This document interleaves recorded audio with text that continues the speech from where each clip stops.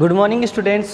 Online lecture की कड़ी के अंदर मैं महिपाल सिंह एक बार फिर से आप सभी लोगों का स्वागत करता हूं। जीआई सिस्टम के अंदर जो डिसऑर्डर अपन पढ़ रहे हैं, जो कि कंबाइंड एमएसएन के भी टॉपिक है और पीडियाट्रिक्स के भी टॉपिक है, तो उसी की कड़ी के अंदर आज अपन पढ़ेंगे जीआई सिस्टम के अंदर एक दूसरी डिजीज़ हार्सप्रंग डिजीज़, जिसको कभी कभी एगैंग्लियोनिक मेगाकोलोन के नाम से भी जाना जाता है।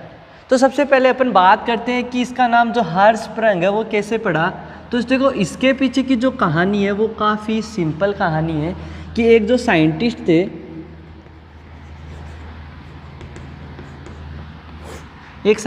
थे जिनका नाम था हार्सप्रंग। उन्होंने इस डिजीज़ के बारे में सबसे पहले बताया। तो फर्स्ट ही describe this disease, the scientist is named as Hirschsprung, that's why this disease is also known as Hirschsprung disease. कि उन साइंटिस्ट ने इस डिजीज़ के बारे में सबसे पहले बताया या इन्होंने पता लगाया, तो उनके ही नाम पर इस डिजीज़ का नाम रख दिया गया हार्सप्रंग्स डिजीज़, कि हार्सप्रंग्स की डिजीज़ की उन्होंने ये डिजीज़ बताई। दूसरी बात, इसको बोलते हैं एगैंग्लियोनिक मेगाकोलोन।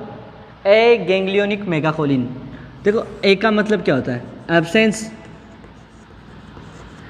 दूसरी बात है गैंग्लियोनिक, मतलब गैंग्लियन। गैंग्लियन। अब देखो बात करते हैं गैंग्लियन क्या होता है। देखो गैंग्लियन होता है वैसे गैंग्लिया। गैंग्लिया मतलब group of cell body, group of cell body, ये इंपॉर्टेंट बात है, इन पीएनएस। ये और इससे महत्वपूर्ण बात है कि group of cell body in PNS, peripheral nervous system के अंदर जो सेल बॉडीज़ का जो गुच्छा होता है, जो ग्रुप होता है, उसको बोलते हैं गैंग्लिया। जबकि जो ग्रुप ऑफ सेल बॉडी अगर सीएनएस के अंदर बात करें, ग्रुप ऑफ सेल बॉडी ऐसे लिख सकते हैं,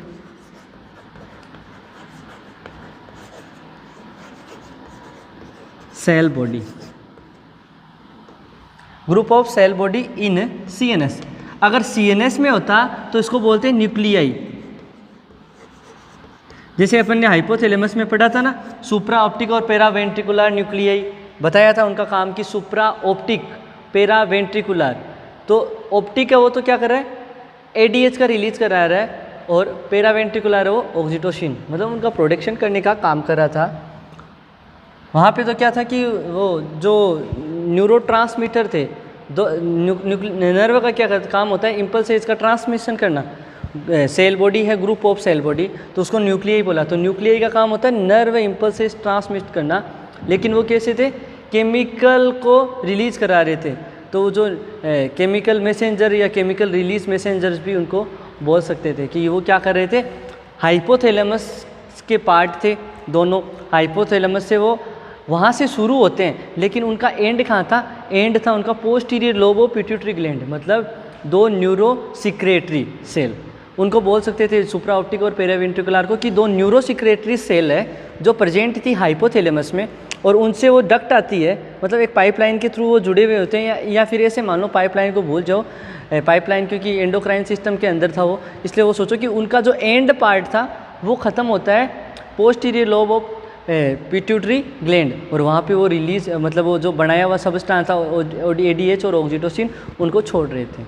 ठीक है, वहीं से ऐसे इनका काम होता है नर्व इम्पल्सेस का ट्रांसमिशन करना मुख्यतः।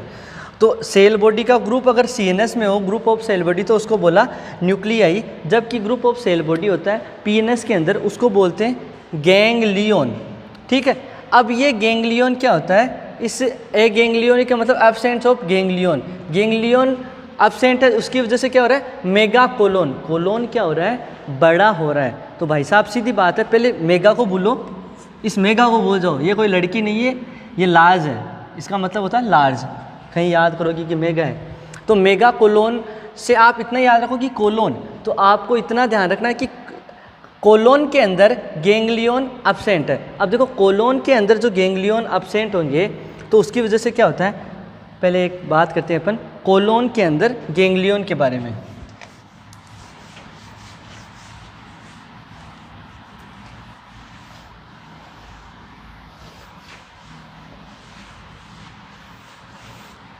कोलोन के अंदर गेंगलियन, अगर देखो कोलोन है, ये अपना क्या है कोलन, कोलन मतलब लार्ज इंटेस्टाइन, अपना क्या है लार्ज इंटेस्टाइन, लार्ज इंटेस्टाइन के अंदर क्या है गेंगलियन। ये लार्ज इंटेस्टाइन में गेंगलियन कहाँ पाए जाते हैं, तो लार्ज इंटेस्टाइन की बात करें, ठीक है,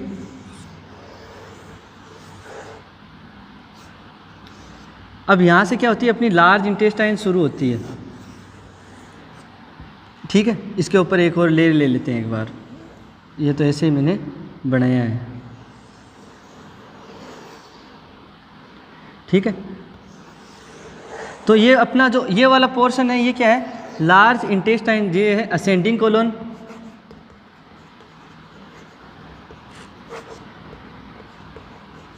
वैसे ही यही है ट्रांसवर्स, ये है डिसेंडिंग, और ये जो एस शेप का है वो है सिग्मोइड। ये तो कोलन हो गया।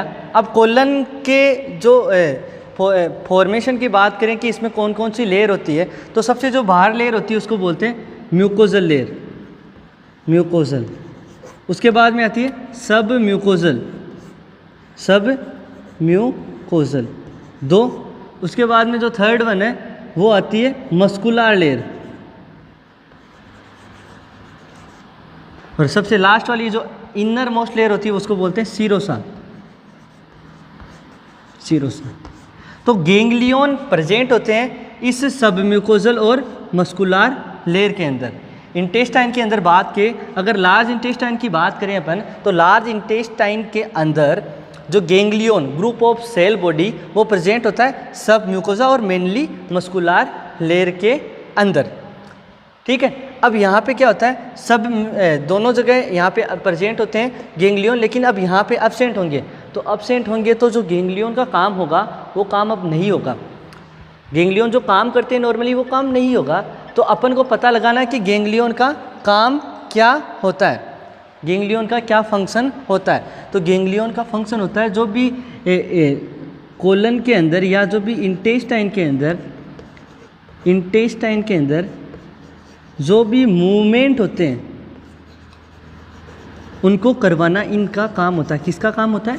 गेंगलियन का। गेंगलियन का क्या काम है? इंटेस्टाइन के अंदर जो मूवमेंट होते हैं उन मूवमेंट को करवाना। तो ये मूवमेंट करवाने का काम किसका होता है? इनका। किसका? गेंगलियन का। तो गेंगलियन अगर एब्सेंट है तो इंटेस्टाइन के अंदर जो मूवमेंट करवाने होते हैं वो मूवमेंट अब नहीं होंगे। तो मतलब मूवमेंट कौन से? Peristaltic movement. मेनली बात करें तो पेरिस्टाल्टिक मूवमेंट। इसके अलावा pendular movement, rhythmic, segmental movement और भी तो मूवमेंट होते हैं। तो ये मूवमेंट अब इंटेस्टाइन के अंदर नहीं होंगे। ये मूवमेंट क्या नहीं होंगे? इंटेस्टाइन के अंदर नहीं होंगे। अब यहाँ पे क्या होता है? यहाँ पे क्या होता है? जो गेंगलियन होते हैं वो कैसे प्रेजेंट होते हैं? ये गेंगलियन होते हैं वो प्रेजेंट कैसे होते हैं? गेंगलियन क्या होता है? सब म्यूकोजा और मस्कुलर लेयर के अंदर प्रेजेंट होते हैं। कैसे प्रेजेंट होते हैं? प्लेक्सस के रूप में। किसके रूप में? प्लेक्सस के रूप में। प्लेक्सस के रूप में प्रेजेंट होते हैं। कहाँ पे? सब म्यूकोजा और यहाँ पे दो प्लेक्सस होते हैं। सब म्यूकोजा और मस्कुलर लेयर में दो प्लेक्सस होते हैं जो कि क्या होते हैं? गेंगलियन होते हैं। वो प्लेक्सस कौन सा होता है? एक होता है सब म्यूकोजल, सब म्यूकोजल, जिसको कभी कभी जाना जाता है मेजाइनर प्लेक्सस। मेजाइनर प्लेक्सस के नाम से भी जाना जाता है। और दूसरा जो प्लेक्सस होता है वो होता है ओरेक प्लेक्सस। ओरेक प्लेक्सस। दो प्लेक्सस प्रेजेंट होते हैं। मतलब ये क्या है? दोनों गेंगलियन है। ये गेंगलियन कहाँ प्रेजेंट है? सब म्यूकोजा और मस्कुलर लेयर के अंदर। अब यहाँ पे क्या होता है? ये जो दोनों प्लेक्सस है वो क्या होंगे? एब्सेंट होंगे। अर्थात सीधी सी बात है, गेंगलियन एब्सेंट होंगे।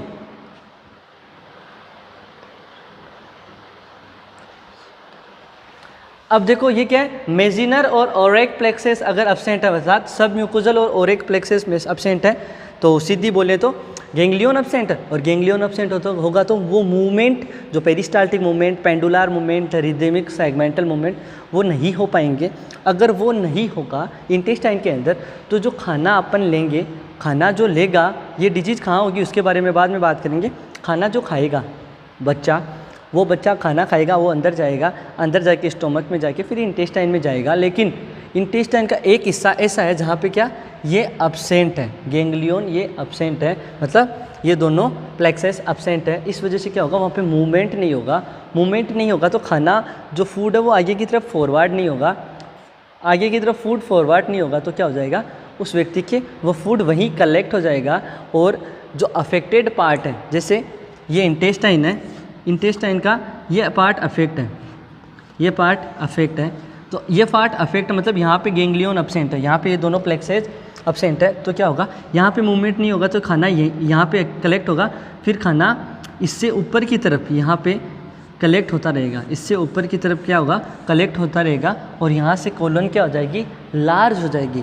इसलिए इसको बोला एगैंग्लियोनिक मेगा कोलोन। कोलोन क्या हो गया, लार्ज हो गया। किस वजह से, गैंग्लियन के एब्सेंट की वजह से मूवमेंट नहीं हुई, पेरिस्टाल्टिक मूवमेंट नहीं हुआ। मूवमेंट नहीं होने से फूड आगे की तरफ फॉरवर्ड नहीं हुआ।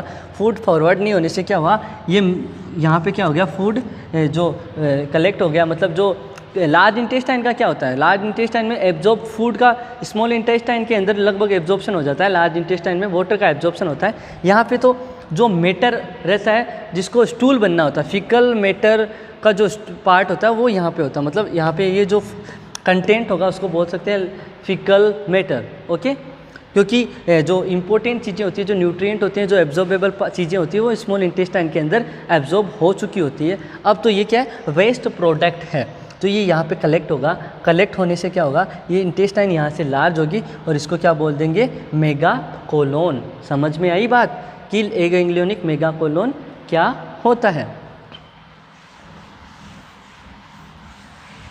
उसके बाद में अपन बात करेंगे इस डिजीज़ के बारे में थोड़ा सा, ये कि ये डिजीज़ कैसी डिजीज़ है।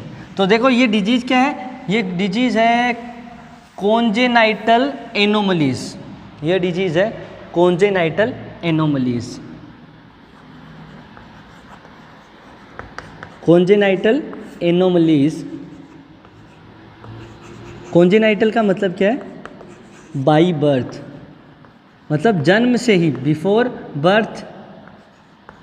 एनोमलीज क्या है, माल फॉर्मेशन, माल या पुअर फॉर्मेशन। माल फॉर्मेशन बोल सकते हैं या पुअर फॉर्मेशन बोल सकते हैं, किसको, एनोमलीज को। तो क्या है, बाई बर्थ, बच्चे के अंदर बर्थ होने से पहले ही क्या है, माल फॉर्मेशन हो चुका है। जैसे ऑर्गेनोजेनेसिस जो काम होता है, एम्ब्रियोजेनेसिस या ऑर्गेनोजेनेसिस है, एम्ब्रियोजेनेसिस जो पीरियड है, कौन सा, फिर 17 डेज से लेके 59 डेज़ का जो टाइम पीरियड है, इस टाइम पीरियड के दौरान जो ऑर्गेनोजेनेसिस या एम्ब्रियोजेनेसिस का जो वक्त है, इसमें अगर कोई पर्टिकुलर ऑर्गन्स का अगर फॉर्मेशन प्रॉपर नहीं होता, पूर्ली फॉर्मेशन होता है, तो उसको कहते हैं माल फॉर्मेशन। तो यहाँ पे इसी लार्ज इंटेस्टाइन का पूर्ली फॉर्मेशन होता है या माल फॉर्मेशन होता है, या अच्छी तरीके से फॉर्मेशन नहीं होता, इसलिए इसको बोलते हैं कॉन्जेनाइटल माल फॉर्मेशन। ठीक है, ये 5000 बच्चों में से एक बच्चे के अंदर डिजीज़ देखने को मिलती है। अगर इंसिडेंस की बात करें तो 5000 में से एक बच्चे के अंदर ये डिजीज़ आपको देखने को मिलेगी। इसके अलावा महत्वपूर्ण बात, ये किस में ज़्यादा होगा, मोर होगा in male child, more in male child. Male child के अंदर आपको मुख्यतः ये डिजीज़ देखने को मिलेगी। मेल चाइल्ड के अंदर ये डिजीज़ आपको मुख्यतः देखने को मिलेगी। तो ये हुआ इसका इंसिडेंस की कॉन्जेनाइटल एनोमलीज है, बाई बर्थ डिजीज़ होती है, 5000 में से एक बच्चे के देखने को मिलेगी, और उनमें भी ज़्यादा किसमें, मेल चाइल्ड के अंदर ही आपको ये डिजीज़ देखने को मिलेगी, कि बच्चा होगा उसमें देखने को मिलेगी, ना कि बच्ची के अंदर ये डिजीज़ आपको देखने को मिलेगी। ठीक है, अब इसके बारे में और बात करते हैं, इसके कोजेज के बारे में। अगर कोजेज की बात करें तो मोस्टली जो कोज होता है वो होता है इडियोपैथिक कि अननोन होता है। इसका कारण क्या है, वो क्या है, अननोन है, कुछ अता पता नहीं है कि किस वजह से मेगा कोलोन या हर्शस्प्रंग डिजीज़ हो रही है। ओके, इसके अलावा अगर दूसरे कारणों की बात करें तो एक होता है क्रोमोसोमल एबनॉर्मलिटी। क्रोमोसोमल एबनॉर्मलिटी के अंदर ही क्या होता है, मोस्टली जिन बच्चों के डाउन सिंड्रोम होगा उन बच्चों के अंदर ये डिजीज़ आपको देखने को मिल सकती है। समझे? बात ये है कि जिन बच्चों के डाउन सिंड्रोम होगा उन बच्चों के अंदर मोर पॉसिबिलिटीज़ होगी कि उनमें ये मेगा कोलोन डिजीज़ भी देखने को मिले। प्लस क्या होगा, 20% या 20% चांसेस ऑफ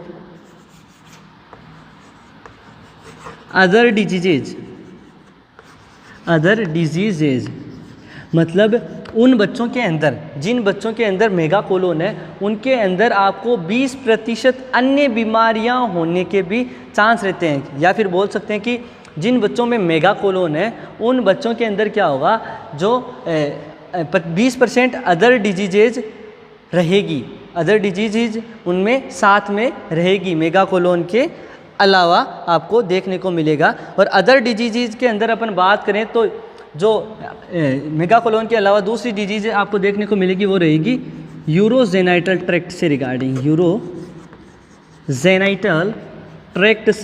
रिगार्डिंग, कि यूरोजेनाइटल ट्रैक्ट का क्या होगा, माल फॉर्मेशन, पोली फॉर्मेशन या इससे रिगार्डिंग कोई डिजीज आपको देखने को मिल सकती है। किसके साथ? एगेंग्लियोनिक मेगा कोलोन के साथ में। ठीक है, इसके अलावा बात करें इसका और कोई कारण क्या हो सकता है, क्रोमोसोमल एबनॉर्मलिटी, इडियोपैथिक, इसके अलावा हो सकता है मैटरनल इन्फेक्शन। जाहिर सी बात है, मैटरनल इन्फेक्शन होगा तो बच्चे का जो उस समय जो न्यूरल ट्यूब डिफेक्ट देखने को मिल सकता है। अगर मैटरनल सीरम अल्फा फीटोप्रोटीन का लेवल डिक्रीज होगा तो डाउन सिंड्रोम होगा, डायबिटीज़ मेलाइटिस होगा। तो न्यूरल ट्यूब का जिस टाइम में फॉर्मेशन हो रहा था उस समय कोई प्रॉब्लम आ जाए, मैटरनल कोई इन्फेक्शन की वजह से प्रॉपर्ली उनका फॉर्मेशन नहीं हो, मैटरनल सीरम अल्फा फीटोप्रोटीन का लेवल डिक्रीज रहे, उससे डाउन सिंड्रोम हो जाए। डाउन सिंड्रोम वाले पेशेंट में फिर और पॉसिबिलिटीज़ रहती है कि ये क्या होगा, उसमें क्या हो सकता है कि एगेंग्लियोनिक डिजीज़ हो सकती है। उसके साथ जब एगेंग्लियोनिक डिजीज़ होगी तो साथ में आपको देखने को मिल सकता है अदर डिजीजेज भी, 20% अन्य जो बीमारियां हैं उनके भी होने के चांस देखने को मिलते हैं मैटरनल इन्फेक्शन की वजह से। इसके अलावा बात करें तो हो सकता है टेरेटोजीनेसिटी।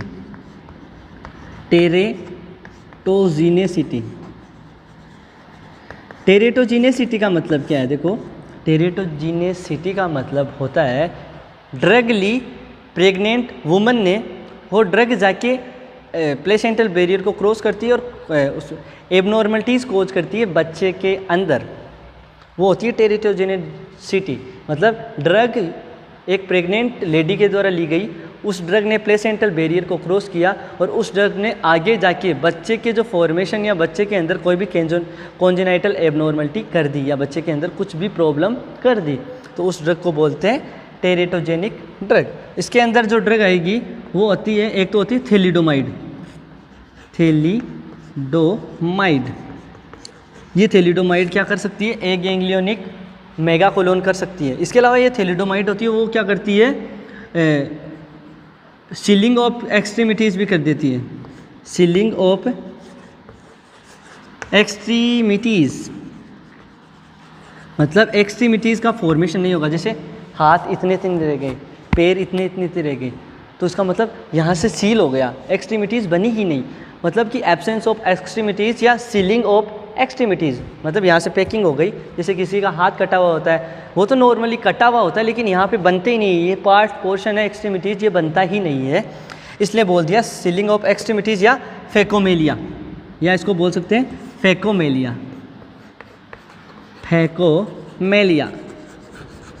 सीलिंग ऑफ एक्सट्रीमिटीज़ या फेकोमेलिया, ये डिजीज़ यह भी करती है इसके अलावा जो अन्य जो टेरेटोजेनिक ड्रग्स है उसके अंदर आती है कार्बामेजेपाइन,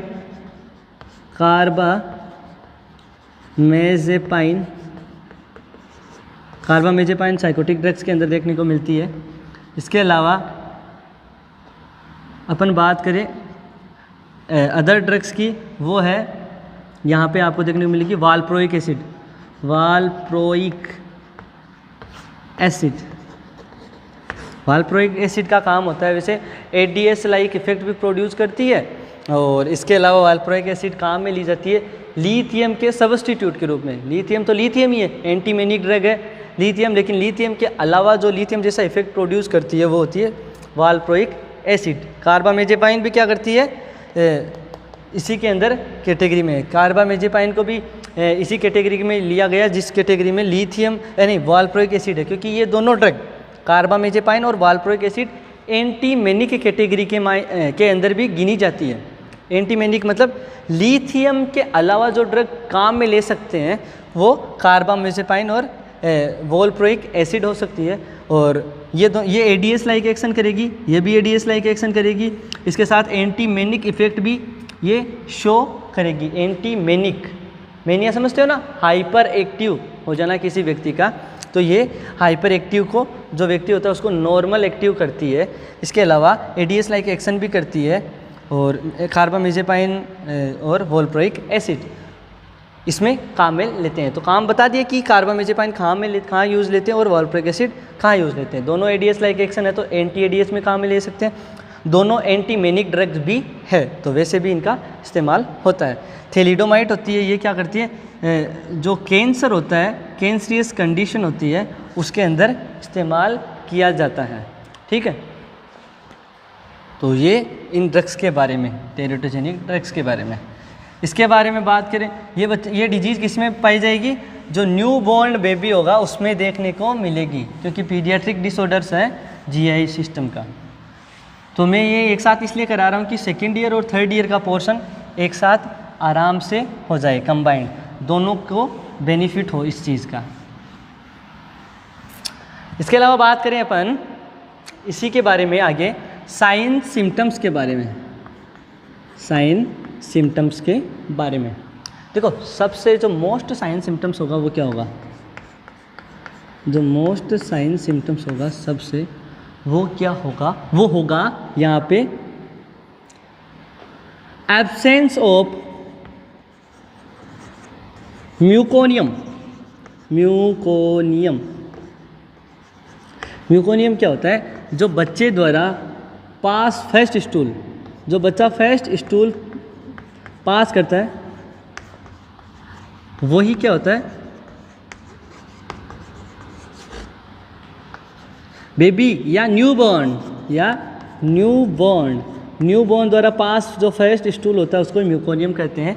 नॉर्मली म्यूकोनियम 24 से 48 घंटे के अंदर म्यूकोनियम बच्चा पास आउट कर देता है, नॉर्मली पास आउट कर देता है, बट यहाँ पे क्या होगा, अब्सेंट होगा। यहाँ पे ये म्यूकोनियम क्या होगा, ये अब्सेंट होगा। किस वजह से अब्सेंट होगा, पेरिस्टाल्टिक मूवमेंट एक जगह लार्ज इंटेस्टाइन की वहाँ पे एब्सेंट है, वहाँ पे एब्सेंट होने की वजह से क्या होगा, वो जो कंटेंट है, जो फीकल मैटर का जो कंटेंट है, वो उसके जो जहाँ से एब्सेंट है, जहाँ पे पेरिस्टाल्टिक मूवमेंट नहीं हो रही है, उसके पीछे की तरफ ही क्या होगा, कलेक्ट होना शुरू हो जाएगा। कलेक्ट होगा तो क्या होगा, एक तो कोलन लार्ज होगा, वहाँ पे लंबे समय तक लार्ज रहने की वजह से कोलन में इन्फेक्शन हो सकता है, मतलब एंटेरोकोलाइटिस उसके हो सकता है, वहाँ पे पेन भी देखने को मिल सकता है। बच्चा जब स्टूल पास आउट करेगा, स्टूल पास आउट पहली बात तो होगा ही नहीं, क्योंकि वहाँ पे क्या हो गया, कलेक्शन हो गया, क्योंकि पीछे की तरफ क्या है, पीछे की तरफ तो फीकल मैटर कलेक्शन हो रहा है, आगे की तरफ क्या है, पेरिस्टाल्टिक मूवमेंट नहीं हो रहा, तो वो जो मटेरियल है वो आगे की तरफ उसको धकेला नहीं जाएगा, आगे की तरफ वो पास आउट नहीं होगा, और पास आउट नहीं होने की वजह से क्या होगा, स्टूल बच्चा पास आउट नहीं कर पाएगा, इसलिए बोलेंगे एब्सेंस ऑफ म्यूकोनियम। बच्चे के अंदर देखने को मिलेगा एब्सेंस ऑफ म्यूकोनियम, क्योंकि मूवमेंट नहीं हो रही तो आगे की तरफ उस पर दबाव नहीं पड़ रहा, दबाव नहीं पड़ने से क्या हो गया, वो कंटेंट है वो वहीं पे स्टोर होगा उस अफेक्टेड एरिया के पीछे की तरफ, तो वहाँ से कोलन लार्ज हो जाएगा, वहाँ पे इन्फेक्शन हो जाएगा, एंटेरोकोलाइटिस हो जाएगा। इसके अलावा अगर स्टूल पास भी आउट होता है तो कैसा होगा, रिबन लाइक स्टूल होगा, RIBBON, ribbon like stool. Stool कैसा होगा, रिबन लाइक। और इस स्टूल में क्या होगा, मोर वाटर ज़्यादा होगा, और जो सॉलिड कंटेंट है वो आगे की तरफ उस पर धक्का नहीं लगने से वो वहीं पे स्टोर रह जाता है, इसलिए उसमें ज़्यादा क्या होगा, फ्लूइड होगा, मोर वाटर या फ्लूइड ज़्यादा होगा। इसके अलावा ये जो रिबन लाइक स्टूल है इसमें क्या होगा, फाउल स्मेलिंग, बहुत ही गंदी बदबू आएगी। वो किस वजह से, क्योंकि ये जो फीकल मैटर है वो काफ़ी समय तक क्या होता है, लार्ज इंटेस्टाइन के अंदर ही डिपॉजिट रहता है, कलेक्ट रहता है, इस वजह से वो पड़ा सड़ने लग जाता है, इसलिए फाउल स्मेलिंग होती है। वाटर कंटेंट उसमें ज़्यादा होगा, ठीक है, ये चीज़ें आपको देखने को मिलेगी। इसके अलावा मेगा कोलोन देखने को मिलेगा, मेगा कोलोन मतलब वहाँ पे जो फीकल मेटल है वो स्टोर होने की वजह से वो पीछे का जो पार्ट है वो डिस्टेंट हो जाएगा, इस वजह से मेगा कोलोन देखने को मिलेगा। इसके साथ आपको क्या बोल सकते हो, इसी के साथ जुड़ी हुई कंडीशन एब्डोमिनल डिस्टेंशन भी आपको देखने को मिलेगा। हो सकता है अगर इसका ट्रीटमेंट ही नहीं हुआ तो बच्चे के में क्या देखने को मिल सकता है, एंटेरोकोलाइटिस,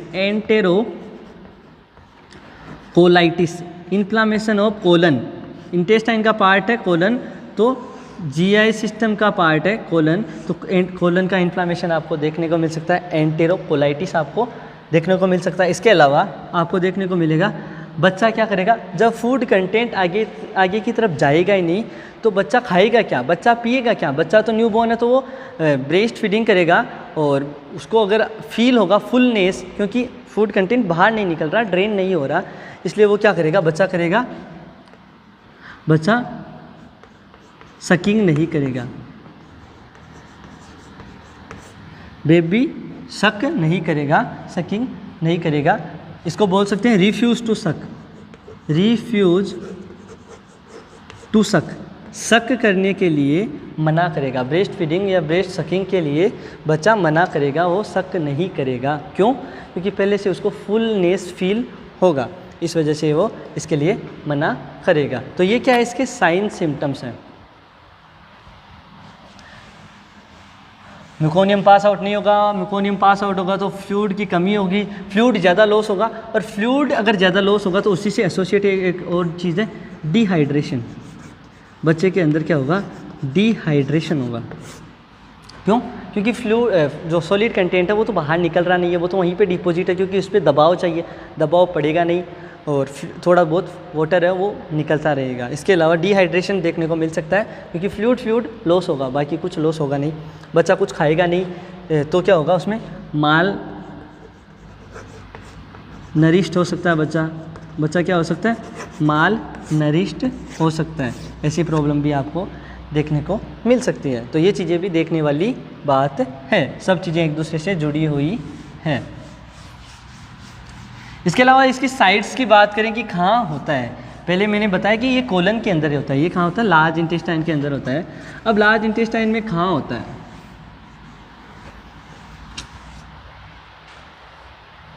तो लार्ज इंटेस्टाइन देखो, ये है लार्ज इंटेस्टाइन, ये क्या है, लार्ज इंटेस्टाइन।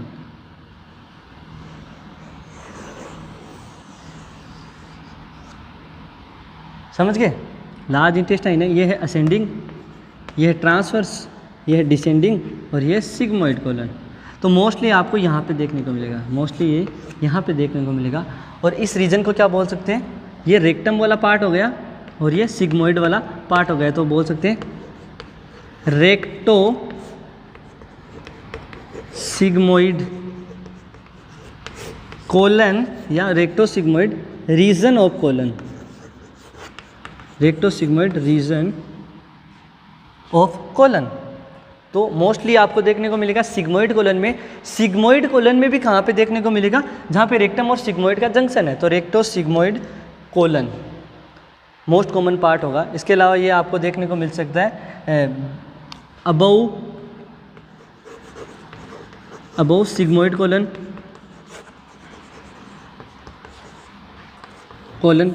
इसके अलावा आपको देखने को मिल सकता है बिलो सिग्मोइड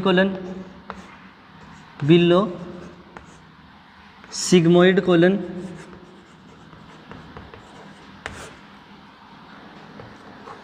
इसके आपको देखने को मिल सकता है वूल इंटेस्टाइन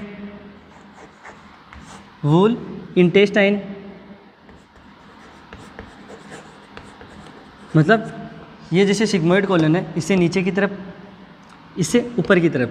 अब ये एरिया है, यहाँ पे देखने को मिल सकता है। यहाँ पे क्या होता है, स्प्लीन प्रेजेंट होता है। यहाँ पे क्या होता है, स्प्लीन प्रेजेंट होता है, तो इसको बोल सकते हैं स्प्लीनिक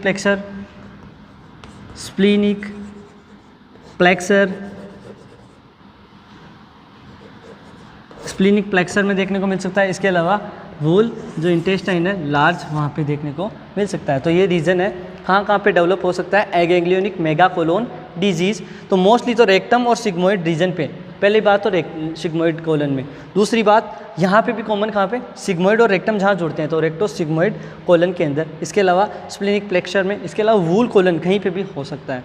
ठीक है, तो ये बात हुई इसकी कहाँ ये हो सकता है इसके बारे में। अपन ने दो प्लेक्सेस के बारे में बात की ना, मेजिनल या सब म्यूकोजल प्लेक्सेस और एक प्लेक्सेस और मेजिनल प्लेक्सेस के बारे में। साइन सिम्टम्स की बात हो गई। कारण कोज मैंने बता ही दिया, chromosomal abnormality, teratogenesis effect, maternal infection, idiopathic, ये सब चीज़ें मैं आपको एक बार बता चुका हूँ। इसके अलावा अपन बात करें इसके अंदर और क्या चीज़ रह गई, अगर अपन ने इसकी डेफिनेशन की बात कर ली, इसका मतलब क्या होता है वो बात कर ली, साइन सिम्टम्स की बात कर ली, इंसिडेंस की बात कर ली और जगह की बात कर ली। अब अपन बात करते हैं इसके अंदर डायग्नोसिस के बारे में। डायग्नोसिस क्या होगा, देखो डायग्नोसिस कन्फर्मेटिव, अगर डायग्नोसिस की बात करें, अगर गोल्डन स्टैंडर्ड डायग्नोसिस की बात करें, गोल्डन स्टैंडर्ड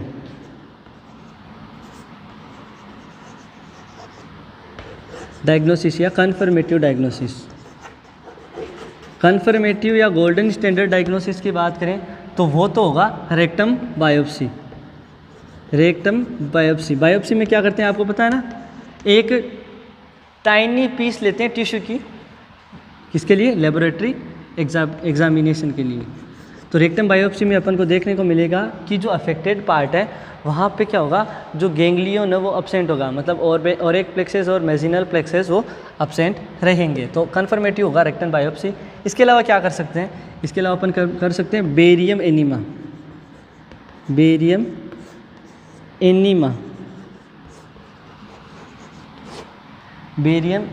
अपन कर सकते हैं। बेरियम एनीमा से क्या होगा, बेरियम क्या एक चमकीला रेडियो एक्टिव सब्सटेंस है। जैसे ही बेरियम एनीमा करेंगे तो बेरियम जो अफेक्टेड पार्ट होगा वहाँ पे जाके रुक जाएगा, क्योंकि उसके की अफेक्टेड पार्ट के इस तरफ, मतलब उधर आगे की तरफ, उस तरफ क्या होगा, वो फिकल मैटर डिपॉजिट है, तो वहाँ पे ऑब्स्ट्रक्शन है, तो ऑब्स्ट्रक्शन से जस्ट पहले रुक जाएगा। तो जहाँ पे फिकल मैटर रुका हुआ है वहाँ पे बेरियम जाके रुक गया, और बेरियम चमकीला सब्सटेंस है। जैसे ही एक्सरे किया, यूएससी किया, तो अपन को देखने को मिलेगा फनल शेप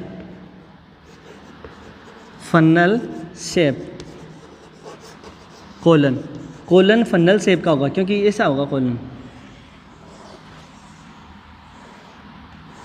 समझ गए, मतलब ये रेक्टोसिग्मोइड रीजन है, यहाँ पे प्रॉब्लम थी, प्रॉब्लम के जस्ट इधर ये स्टूल कलेक्ट हुआ, कलेक्ट होने से कॉलम लार्ज हो गया, कॉलम लार्ज होने से क्या हो गया, यहाँ पे आपको देखने को मिला क्या देखने को मिलेगा, फनल शेप का कोलन। तो यहाँ पे फनल शेप कोलन भी देखने को मिल सकता है। बेरियम एक्सरे कर सकते हैं। इसके अलावा अपन क्या कर सकते हैं, कोलन मेनोमेट्री।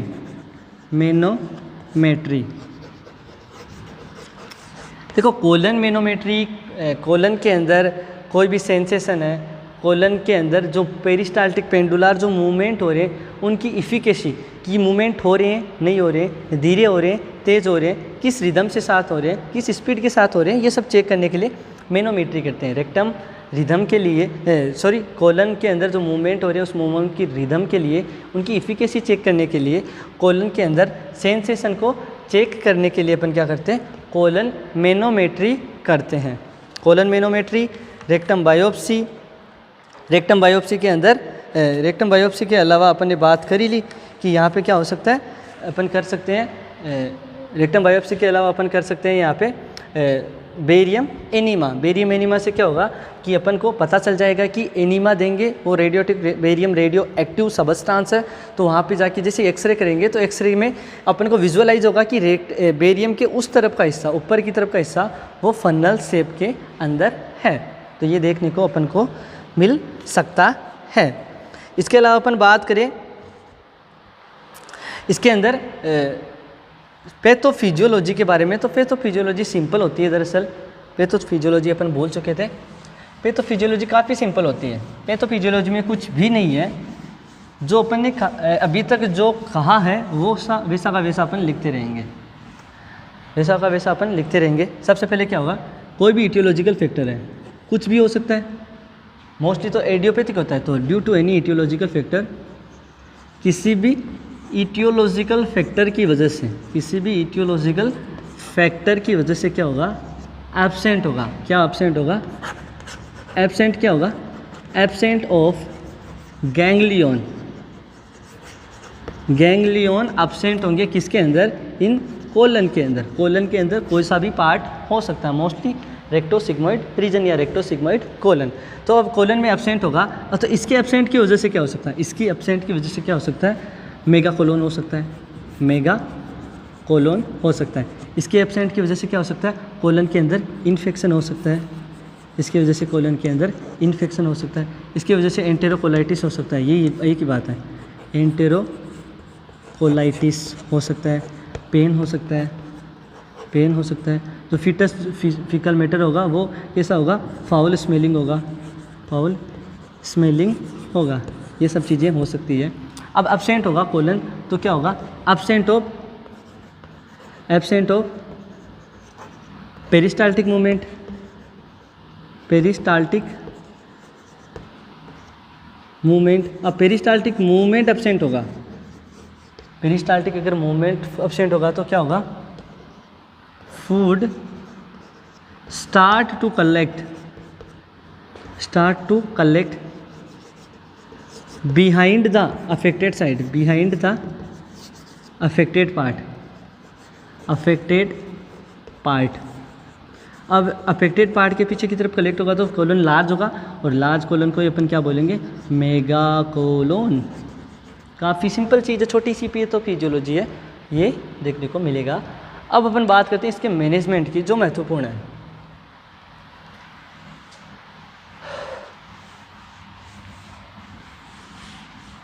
मैनेजमेंट जो महत्वपूर्ण है उसके बारे में अपन बात करेंगे। मैनेजमेंट के अंदर क्या होगा,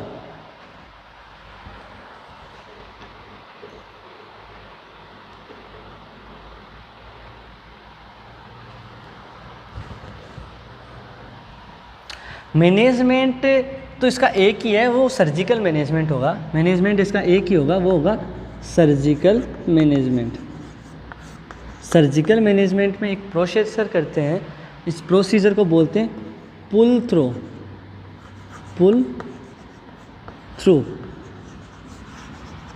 मेथड या प्रोसीजर। पुल थ्रू मेथड या प्रोसीजर, इसके अंदर क्या करते हैं, cut and down. Cut and down का मतलब होता है जो अफेक्टेड पार्ट होता है, अफेक्टेड पार्ट को अपन क्या कर देते हैं, कट कर देते हैं, उसको क्या कर देते हैं, कट कर देते हैं। और जो अनअफेक्टेड पार्ट होता है उसमें क्या होता है, जैसे अफेक्टेड पार्ट बीच वाला था तो लोअर और अपर पार्ट को कट कर, लोअर और अपर पार्ट को क्या कर देंगे, एनास्टोमोसिस अर्थात क्या किया, ये कोलन था,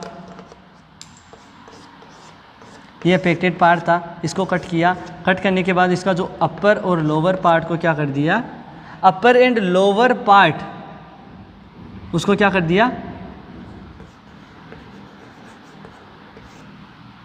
उसको क्या कर दिया, एनास्टोमोसिस मतलब जोड़ दिया। तो मतलब अफेक्टेड पार्ट के ऊपर वाले हिस्से को और लोअर वाले हिस्से को क्या कर दिया, जोड़ दिया। अपन ने उन दोनों को जोड़ दिया, एनास्टोमोसिस कर दिया। तो इसको क्या बोला, पुल थ्रो ऑपरेशन या पुल थ्रो प्रोसीजर।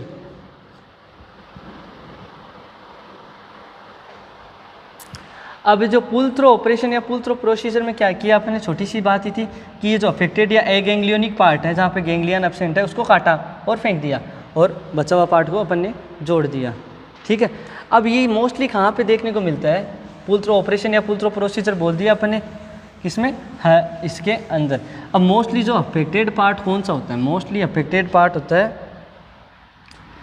अफेक्टेड जो मोस्टली पार्ट होता है वो अपन ने बताया recto sigmoid colon, recto sigmoid colon. अब अगर रेक्टम को बोला जाए तो रेक्टम को बोल सकते हैं प्रोक्टो, प्रोक्टो। अगर रेक्टम की एग्जामिनेशन करते हैं तो एक लिया जाता है इंस्ट्रूमेंट जिसको अपन क्या बोलते हैं, प्रोक्टोस्कोप। ठीक है। इसके अंदर एक ऐसा कुछ लगा हुआ होता है, ये होता है प्रोक्टोस्कोप। ये फिर इसके अंदर इसे फिट होता है।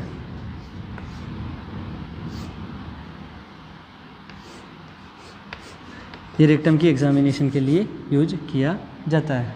जैसे इतना बड़ा होता है, ये थोड़ा सा बड़ा होता है, मेरे को बनाना नहीं आता सही।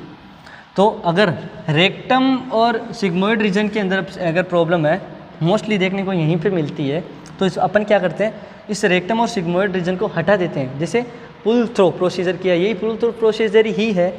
यहाँ पे रेक्टो सिग्मोइडेक्टोमी कर दिया, सिग्मोइडेक्टोमी मतलब रेक्टम और सिग्मोइड पोर्शन को हटा दिया। और इसी प्रोसीजर को, ये पुल थ्रो प्रोसीजर ही चल रहा है, लेकिन रेक्टम और सिग्मोइड पार्ट को अगर अपन हटाते हैं तो इसको बोलते हैं हर्टमान प्रोसीजर, हर्टमान प्रोसीजर। ये बात थोड़ी सी याद रखने वाली थी, हर्टमान प्रोसीजर। मेनली करते हैं पुल थ्रो प्रोसीजर, पुल थ्रो ऑपरेशन, जहाँ पे अपन ने क्या किया, कट एंड डाउन, मतलब उस पार्ट को कट किया, एग एंग्लियोनिक पार्ट को, और अपर और नीचे पोर्शन जो एग एंग्लियोनिक के ऊपर और नीचे था उन दोनों को जोड़ दिया, एनास्टोमोसिस कर दिया। अगर रेक्टम और सिग्मोइड रीजन पे अगर ये है तो अगर उनको काटेंगे तो प्रोक्टो सिग्मोइडेक्टोमी बोलते हैं, और इसको अपन बोल सकते हैं हर्टमान प्रोसीजर। इसको हर्टमान प्रोसीजर के नाम से भी अपन जान सकते हैं। और अगर केवल पूछे कि जो पुल थ्रो ऑपरेशन या पुल थ्रो ऑपरेशन के बारे में पूछे तो पुल थ्रो ऑपरेशन के अलावा और भी सर्जरी होती है। पुल थ्रो ऑपरेशन के अलावा पुल थ्रो ऑपरेशन, जिसको अपन स्टेमसन ऑपरेशन के नाम से भी जान सकते हैं, ऑपरेशन जिसको अपन स्टेमसन ऑपरेशन के नाम से भी जान सकते हैं। इसके अलावा भी और ऑपरेशन होता है, जैसे हर्टमान प्रोसीजर बोल दिया अपन ने, जैसे उसको बोलेस सर्जरी है, ये ऑपरेशन का टाइप है। ये सब ऑपरेशन है, सर्जिकल ट्रीटमेंट में ही है। तो बोलेज ऑपरेशन बोल सकते हैं, स्टेमसन बोल सकते हैं, है ना। ये सब इनके नाम हो सकते हैं अलग अलग।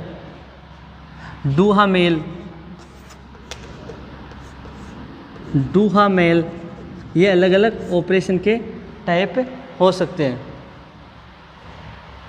स्टोवेन अलग अलग होते हैं, स्टोवेन, डूहामेल, पुल थ्रो, स्टेमसन, ये सब अलग अलग नाम होते हैं, अलग अलग ऑपरेशन के अंदर हो सकते हैं।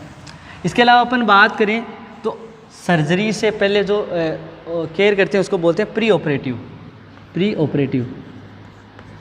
ऑपरेटिव में वही सब चीज़ें ध्यान रखना है। क्या करना है अपन को, NPO रखना है, 4 to 6 hour before surgery, 4 to 6 hour before surgery, keep NPO, नील पर ओरल। इसके अलावा अपन उस बच्चे में डिहाइड्रेशन होता है, क्योंकि स्टूल तो पास आउट होता नहीं है, जो सॉलिड कंटेनर वो नहीं आउट होता, सिर्फ लिक्विड होता है या वाटर होता है वो रहता है, इसलिए डिहाइड्रेशन उसमें होता है। तो अपन RL IV लाइन के थ्रू दे सकते हैं, IV RL रिंगल लेक्टेट, क्योंकि ऑपरेशन से पहले हमेशा RL ही देते हैं मोस्टली। इसके अलावा IV लाइन से देंगे RL, पेरेंट्रल होगा ये RL, ठीक है।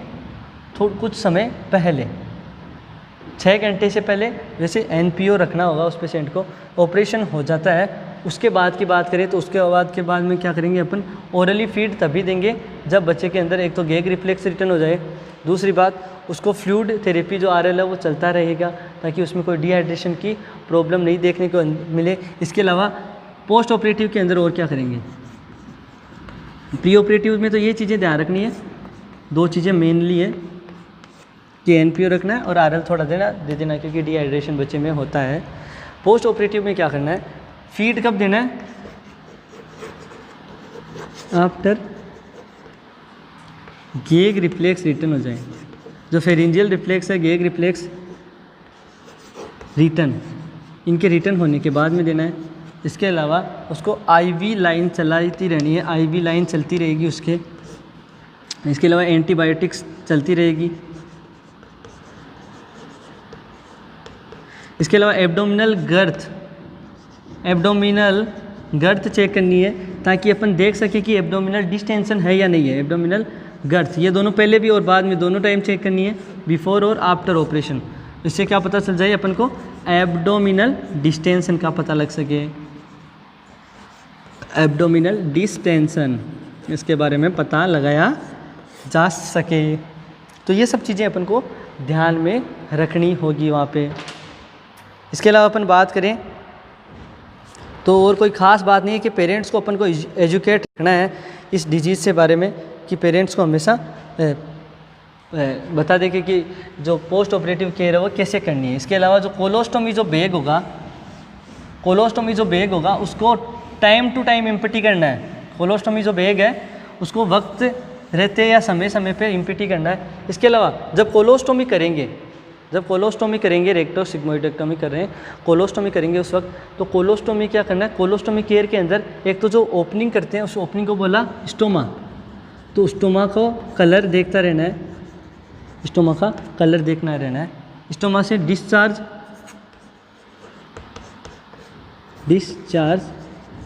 देखते रहना है कि कोई डिस्चार्ज तो नहीं हो रहा।